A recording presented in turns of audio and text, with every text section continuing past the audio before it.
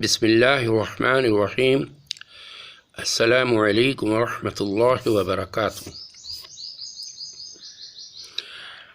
غلط العام سر عام، یہ ایک سلسلہ ہے مختصر کلام کا۔ کوشش ہوتی ہے کہ کلپ مختصر سے مختصر بنایا جائے، لیکن موضوعات بعض اوقات نکل آتے ہیں تو بات لمبی بھی ہو جاتی ہے بعض دفعہ، لیکن میری کوشش یہ ہے کہ 5-7 منٹ سے زیادہ اوپر نہ ہو۔ اس وقت جو عنوان ایک ذہن میں ہے وہ ہے دعوت و تبلیغ کے کام کے حوالے سے۔ جو لوگ اس کام میں لگے ہوئے ہیں اور باقاعدگی کے ساتھ اپنے اوقات کو فارغ کر کے اللہ کے راستے میں نکلتے رہتے ہیں، یہ کلام ان سے متعلق نہیں ہے، بلکہ یہ کلام ان سے متعلق ہے کہ جو دور دور سے اس کام کو دیکھتے ہیں اور اس کے بارے میں رائے زنی کرتے ہیں اور اس کی اصل اساس سے ناواقف ہیں یا اس کی اہمیت سے ناواقف ہیں، یا یوں کہیے کہ ان کو اس بات کا ادراک ہی نہیں ہے کہ اللہ جل شانہ نے یہ کام اس امت مسلمہ کے ذمے لگایا ہے۔ اصل میں قصور ان کا بھی نہیں ہے، ہوتا یہ ہے کہ بعض اوقات دعوت کا کام کے کرنے والوں میں ہر طبقہ چل رہا ہے، ہر مزاج کا آدمی چل رہا ہے۔ کسی کا ذاتی فعل کسی کو ناپسند ہوا، اور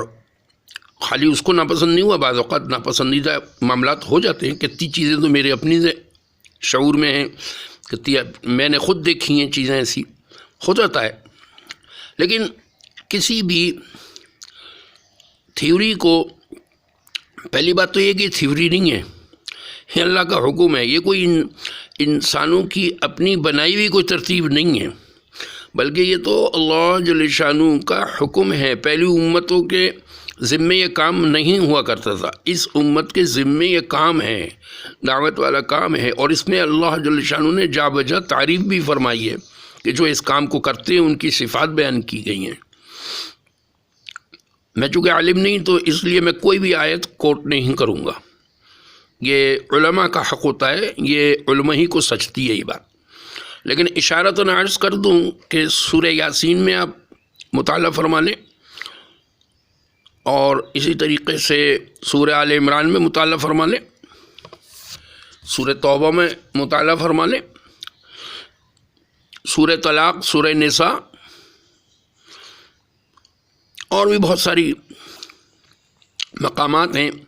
کہ جہاں اللہ جل شانہ نے کہیں اشارتاً، کہیں کنایتاً، اور کہیں پہ حکماً، اور کہیں پہ تعریفی، اور کہیں پہ نہ کرنے کی وعیدیں موجود ہیں، جیسے کہ سورہ توبہ میں ہے۔ تو اس لیے دعوت والا کام یہ ضروری ہے، یہ میری اور آپ کی ضرورت ہے، اور میری آپ کی ذمہ داری ہے۔ تو اس کے لیے ہم سنجیدگی کے ساتھ سوچیں۔ اور ہاں ایک بات جو بنیادی بات ہے، یہ میرے کرنے کی باتیں نہیں تھیں جو یہ ہو گئیں، بہرحال جو اہم بات میرے ذہن میں تھی جس کی وجہ سے یہ کلپ بنا رہا تھا وہ یہ ہے کہ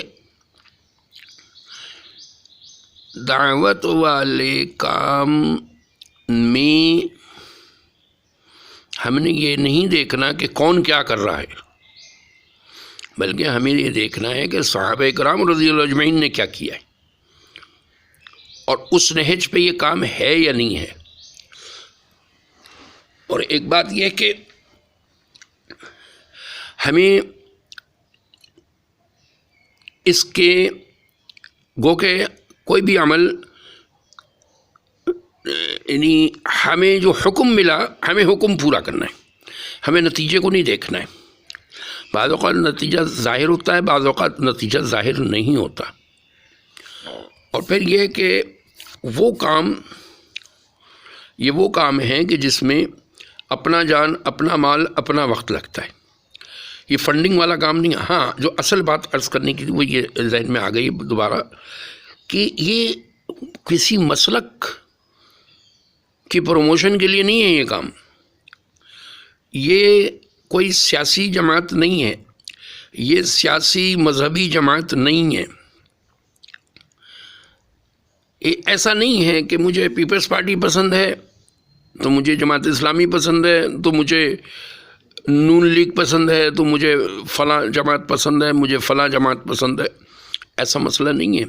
یہ پسند ہے یا نہیں ہے کا مسئلہ ہی نہیں ہے، یہ تو کام کرنے اور کا ہے۔ اب کوئی نہیں کر پا رہا کسی مجبوری سے یا اپنی کم فہمی کی وجہ سے یا کجروی کی وجہ سے تو وہ ایک الگ مسئلہ ہے، لیکن یہ ہے کہ یہ کام کرنا پڑے گا۔ اس کام کے نہ کرنے کی وجہ سے یا اس کام دعوت والے کام جس کو عرف عام میں دعوت تبلیغ کا کام کہا جاتا ہے، اس کام کے نہ کرنے کی نحوست و پھٹکار کی وجہ سے آج پوری دنیا میں مسلمان باطل کے آگے غلامانہ زندگی گزار رہا ہے، اور اس میں خالی وہ لوگ نہیں ہیں، اس کے ذمہ دار خالی وہ لوگ نہیں ہیں جنہوں نے اس کام کو نہیں کیا، بلکہ جو اس کام کو کر رہے ہیں ان کے اوپر بھی یہ ذمہ داری آتی ہے، کیونکہ انہوں نے اس نہج پہ کام نہیں کیا جس پہ کرنا چاہیے تھا۔ الا ماشاء اللہ، الا ماشاء اللہ مینس واٹ، کہ ہیں ایسے کچھ کہ جو اس نہج پہ کر رہے ہیں، لیکن بہت تھوڑے، زیادہ تر نے اس کام کو کسی نے برکت کا ذریعہ سمجھ لیا، کسی نے نماز کی عادت پڑ جائے یار چلو اس لیے، وہ بھی اچھی بات ہے، لیکن یہ اس کام کا مقام نہیں ہے، اس کام کا مقام اس سے کہیں زیادہ آگے ہے۔ تو بہرحال دعوت والے کام کے بارے میں ہم اپنے ابہام کو ختم کریں۔ اچھا ہوتا کیا ہے کہ کوئی بھی کاروبار، کوئی بھی تنظیم جب آدمی جوائن کرتا ہے تو اس سے پہلے تحقیقات کرتا ہے کہ یہ صحیح ہے، غلط ہے، اس میں نفع ہے نہیں ہے، اس میں کیا مستقبل ہے۔ لیکن دعوت تبلیغ کا کام ان باتوں کا محتاج نہیں ہے، یا یوں کہیے کہ دعوت تبلیغ کا کام ایسا نہیں ہے کہ اس میں سوچا اور بچارا جائے، بلکہ اس میں کود جانے میں ہی سمجھ آئے گی کہ یہ کیا ہے۔ ہاں تیراکی سیکھنے کے لیے پانی میں ڈبکی لگانی پڑے گی، کوئی باہر کھڑا ہو کے سب کچھ فیصلے کر لے تو یہ مشکل ہے۔ تو آئیں اور دعوت والے کام میں قریب آئیں، اس کے قریب آئیں اور لوگوں کو نہ دیکھیں۔ ہمیں صحابہ کرام رضی اللہ اجمعین کو دیکھنا ہے، ہمیں جو ہے نبی پاک صلی اللہ علیہ وسلم کو دیکھنا ہے کہ انہوں نے اس کام کے حوالے سے کیا قربانیاں دیں اور کیا طریقے سے اور کس نہج پہ کیا اس کام کو، کن حالات میں کیا رویے اختیار کیے۔ ذرا سی ہمارے اوپر مشقت آتی ہے یا کوئی قانونی مسائل آتے ہیں تو ہم فوراً پیچھے ہٹ جاتے ہیں۔ نہیں، کام کا مزاج یہ نہیں ہے، دعوت والے کام کا مزاج یہ ہے کہ اس کو کرتے رہنا ہے، بس طریقے تبدیل کیے جاتے ہیں۔ طریقہ تبدیل کرنا ضروری ہے کہ ہمیں قانون سے ٹکرانا نہیں ہے، کسی بھی ملک کے قانون سے ہم ٹکراتے نہیں ہیں۔ اس کام کی یہ وزاداری ہے، یہ خوبی ہے، اور یہ سنت سے ثابت ہے کہ، اور ہمیں بس اس انداز سے چلنا ہے۔ بہرحال بات پھر مختلف ہو جاتی ہے، کلپ بھی لمبا ہوا جا رہا ہے۔ ہم یہ عرض کر رہے ہیں کہ جو لوگ دعوت کے کام سے دور ہیں بوجہ کسی غلط فہمی کے، بوجہ یعنی کسی بغض و عناد کے، تو بھائی اس حماقت سے باہر آئیں اور دعوت والے کام کے قریب سے قریب آتے چلے جائیں، دیکھیں، اس میں اپنے آپ کو کھپائیں۔ جیسے جیسے کھپائیں گے ویسے ویسے یہ کام کھلتا چلا جائے گا، اس کی حقیقت کھلتی چلے۔ اور ہاں، برکت اور اجر یہ تو اس کے پہلے قدم پہ ہے، مگر ہم اس کو نہ برکتی کام کہتے ہیں نہ ثوابی کام کہتے ہیں، ہم تو اس کو مقصدی کام کہتے ہیں کہ یہ مقصد حیات ہے، اس کو مقصد حیات کے طور پہ لیا جائے۔ مع السلام۔